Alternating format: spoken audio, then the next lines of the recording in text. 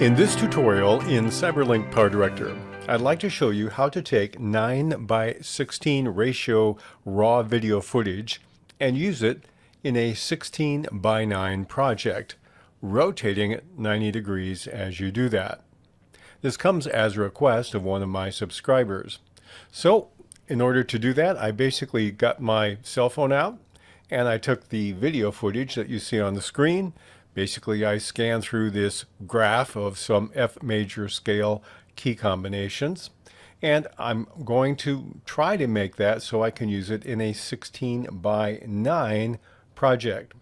Now, if I right-click on the raw element and click on Properties and zoom in, you'll see that I have a resolution of 1080 by 1920, and my aspect ratio is set to 9:16. So how do I use that in a 16:9 project? Let me close that out. I'm going to take and drag it into the timeline.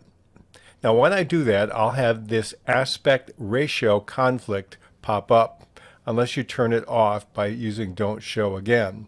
Now what it wants me to do is it wants me to convert this to a 9:16 project. I don't want that. We will want the 16:9. So I'm going to click on the No button in this case. And now we have it here, but it's not what we want. So we're going to rotate it 90 degrees. I can actually do that right on the preview screen. And then I'm going to magnify it. And because the ratio is perfect, it will fill the screen.